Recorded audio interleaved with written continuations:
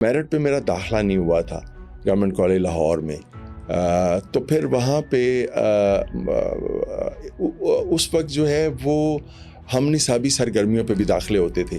تو میں نے سوچا کہ چونکہ میں بول لیتا ہوں تقریری مقابلے جو ہے اس میں ڈیبیٹس پہ میں نے اپلائی کیا، تو پنجابی ڈیبیٹ کی ایک سیٹ ہوتی تھی، تو مجھے جو موضوع ملا بات کرنے کے لیے وہ تھا زنانی کر سجدیے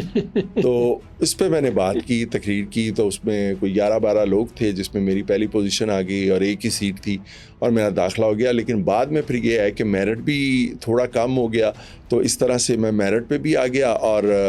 لیکن میرا داخلہ جو ہے وہ اس پہ، تو وہ پھر ایک آج آپ کا کیا یقین ہے کہ زنانی کاری سجدی ہے؟ یعنی اس پہ اب آپ کا کیا یقین ہے؟ نہیں، میں بالکل اس بات پہ، خاص طور پہ جب دنیا میں اتنے ملکوں کا میں نے سفر کیا اور وہاں پہ میں نے خواتین کو دیکھا کہ کس طرح سے وہ اپنے مردوں کے شانہ بشانہ کام کرتی ہیں اور بہت ہی ٹیلنٹ ہے خواتین میں، تو ایجوکیشن کے حوالے سے بھی بہت آگے ہیں. تو میں سوچتا ہوں کہ یہ دیکھیے، میں ایک بات اگلے دن میں نے اپنے کالم میں بھی عرض کی کہ پاکستان میں جو غربت ہے یہ شاید اس لیے بھی ہے کہ یہاں پہ گھر کا ایک فرد کمانے والا ہے اور 20 لوگ جو ہیں، چاہے ان میں خواتین ہیں، وہ کھانے والے. تو باہر کے ملکوں میں اگر ایک گھر میں جو ہے وہ 10 لوگ ہیں یا 8 لوگ ہیں، تو وہ سارے کے سارے کوئی نہ کوئی کام کرتے ہیں اور ہیلپ کرتے ہیں ایک دوسرے کی. تو زنانی بالکل کر نہیں سجدی.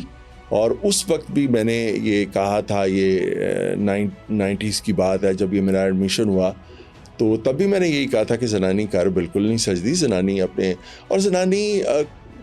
گھر میں ہے بھی نہیں. آپ دیکھیے اب تو بہت ہی جدید دور ہے اور اس میں خواتین ہر شعبے میں اپنا اہم کردار ادا کر رہی ہیں. جب بالکل ایک پرانا زمانہ تھا، ایک پرانا پاکستان تھا،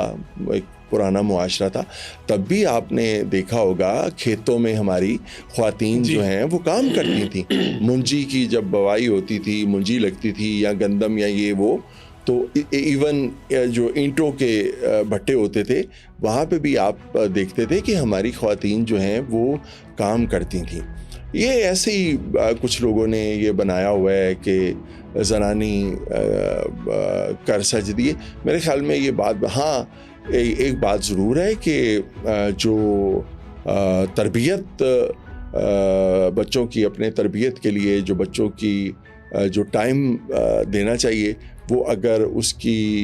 وہ مینیج ہو جاتا ہے جاب کے ساتھ یا دوسری مصروفیت کے ساتھ. کیونکہ سب سے اہم چیز یہ ہے کہ یہ نہیں ہے کہ ایک ماں جو ہے، خاتون جو ہے، وہ ساری توجہ اپنی اس کی طرف دے، اپنی جاب، اس کی اولاد کی تربیت، اولاد کو ٹائم دینا بھی اس کی ذمہ داری ہے. تو یہ متاثر نہیں ہونی چاہیے چیز، باقی چلتا رہے.